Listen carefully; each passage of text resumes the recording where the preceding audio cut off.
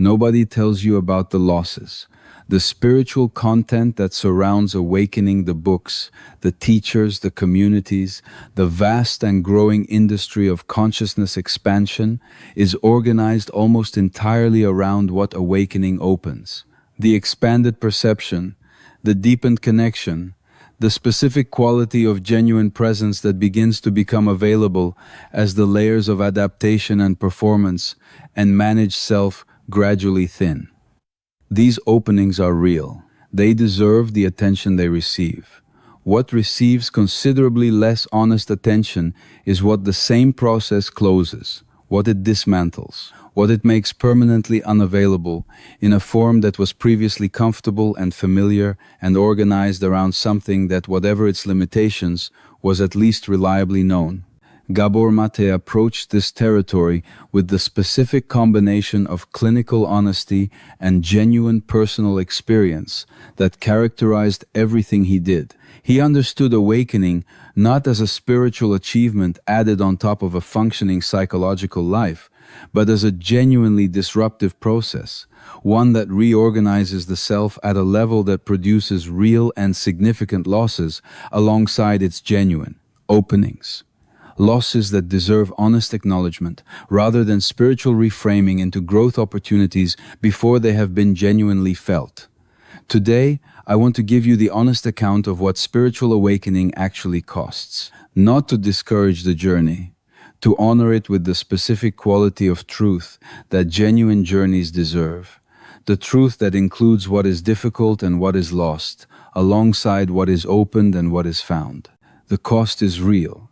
And most people who are in the middle of paying it are paying it without adequate preparation, adequate language, or adequate permission to acknowledge that the cost is genuinely what it is. The first cost is the loss of the comfortable certainty that organized the previous life. Before significant awakening, most people operate within a reasonably stable framework of what is real, what matters, what the self is, and what the life is for. This framework is rarely examined closely because it does not need to be. It functions adequately as the organizing structure of a life that is, by the standards it has established for itself, working well enough. Awakening disrupts this framework. Not gently. The expanded perception that genuine awakening produces does not simply add new information to the existing framework. It reveals the framework's foundations. It makes visible the specific assumptions, the inherited beliefs, the unexamined certainties that the framework was built from, and in making them visible, it removes their authority as simply the way things are. What replaces the disrupted framework is not immediately a better one. The person in the middle of genuine awakening very often experiences a period of genuine uncertainty, sometimes extended, sometimes profoundly disorienting, in which the old certainties have dissolved and the new orientation has not yet fully established itself. This uncertainty is not a sign that the awakening has gone wrong. It is what genuine epistemological disruption actually feels like from the inside. Gabor Maté was clear about this. The loss of comfortable certainty is not a transitional inconvenience on the way to a more certain and more comfortable spiritual framework. It is a genuine and permanent aspect of the awakened orientation. The person who has genuinely awakened does not arrive at a new, more sophisticated certainty that replaces the old one. They develop, gradually and imperfectly, a capacity to inhabit genuine uncertainty with enough equanimity that it no longer requires the management of a false certainty to be livable. That capacity is valuable. The loss of the comfortable certainty that preceded it is real. The second cost is the loss of relationships that were organized around the previous version of the self.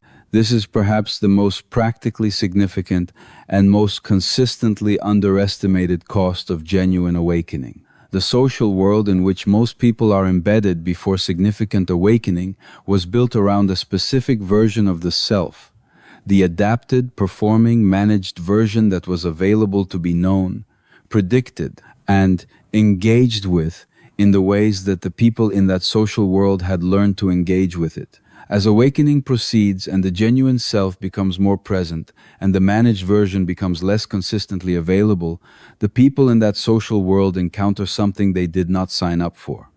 A person who is changing, who is less predictably the version they knew, who brings something into the relationship that the previous version was careful to manage, into the background, more honest, sometimes more uncomfortable, less organized, around the production of what the relationship previously required.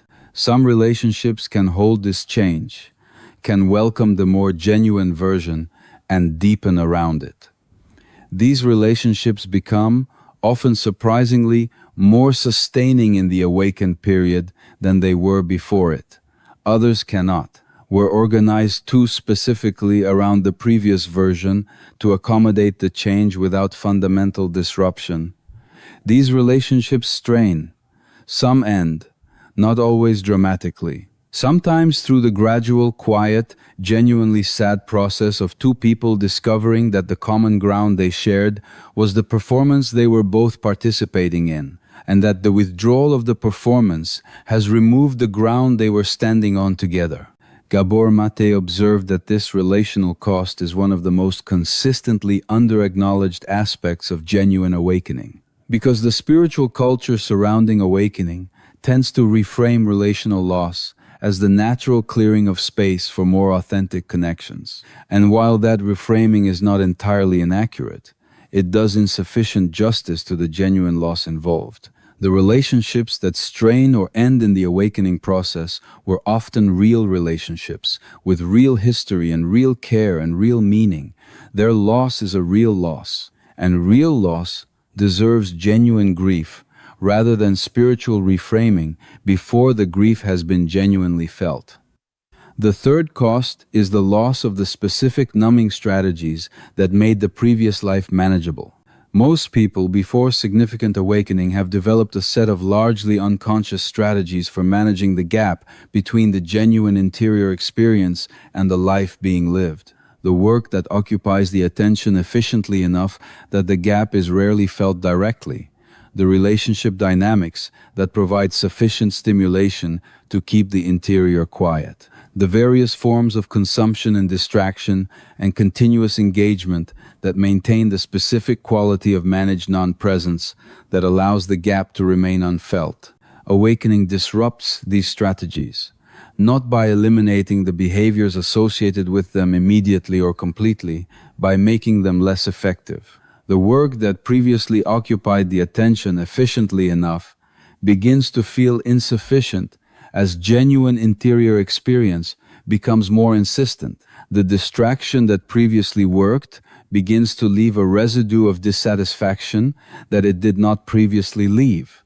The specific quality of managed non-presence that allowed the gap to remain comfortable becomes increasingly difficult to maintain. This disruption is experienced before it is understood as a kind of loss of ease.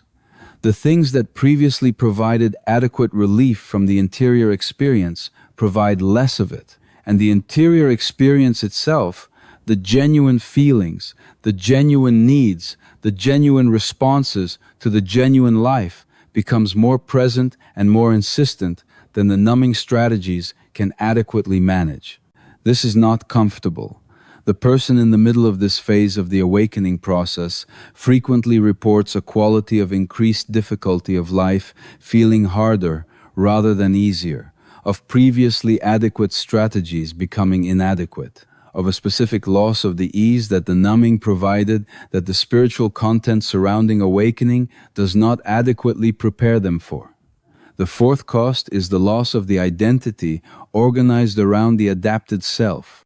The adapted self is not simply a collection of behaviors.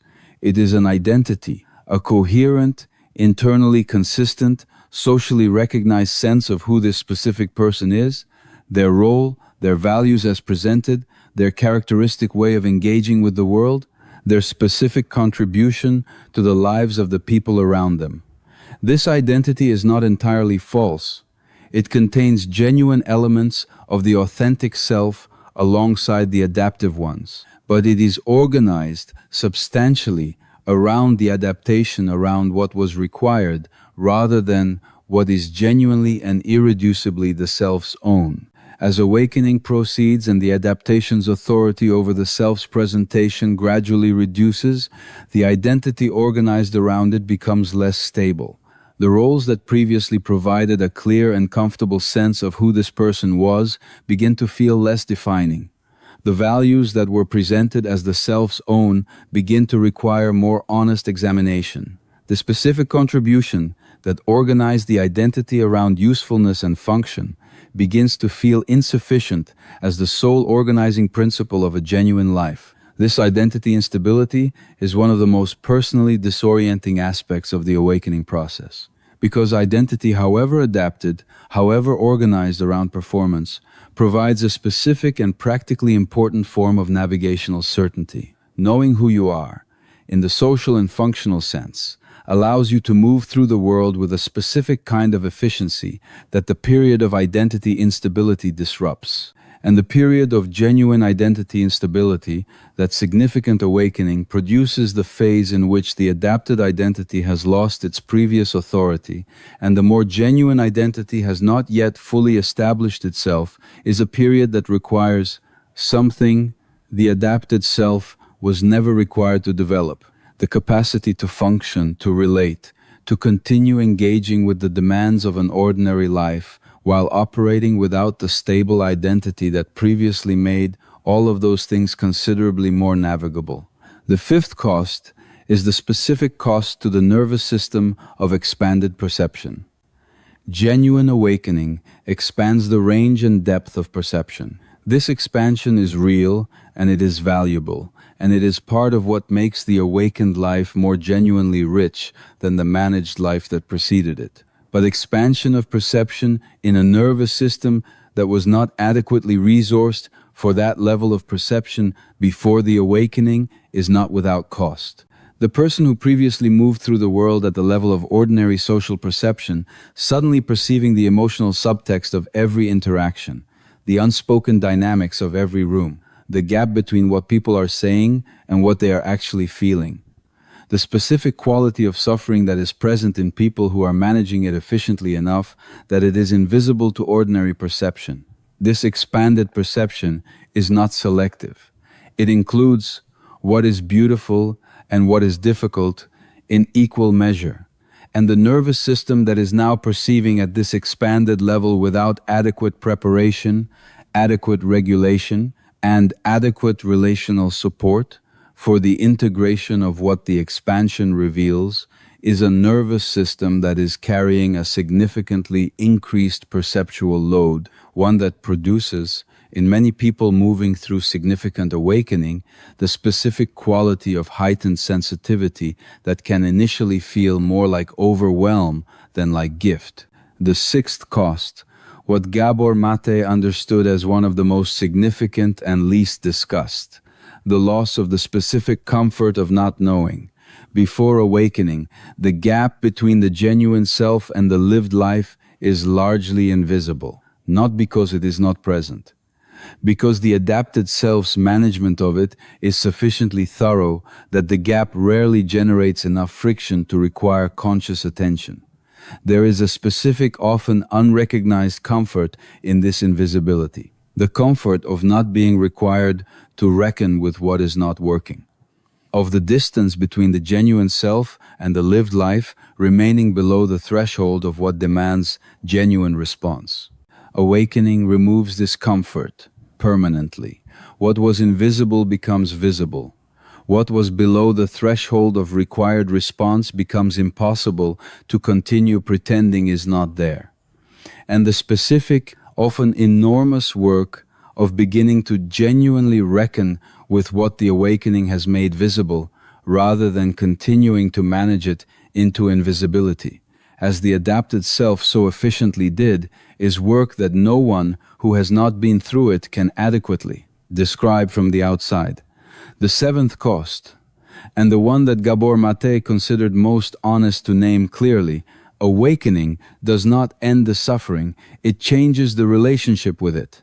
The specific promise that runs through much spiritual culture, explicit or implicit, named or simply assumed, is that sufficient awakening produces sufficient relief from the ordinary suffering of human existence, that the expanded perception, the deepened presence, the more authentic relationship with the genuine self produces a quality of interior ease that the managed life consistently failed to produce. Gabor Maté was honest about this, in a way that most spiritual frameworks are not. The awakened life is not a life without suffering. It is a life in which suffering is met differently, more directly, with less of the managed distance that the adapted self deployed to make suffering bearable, with more of the genuine, full, undefended presence to difficulty that genuine integration produces. This is not less suffering in the simple sense. In the early and middle phases of genuine awakening, it is often more suffering, more directly felt, less efficiently managed, more genuinely present in the body and the nervous system and the daily texture of lived experience. The suffering that was previously numbed and managed becomes suffering that is genuinely felt. The difference is not in the quantity of suffering, it is in its quality and its relationship to genuine living. The suffering that is genuinely felt has a completeness to it that managed suffering does not. It moves through its natural arc activation, genuine presence, processing, gradual resolution, rather than being interrupted before completion and driven underground where it continues to generate its cost without producing the resolution that genuine experience requires. But calling this less suffering, calling it the relief that awakening promises, is not entirely honest.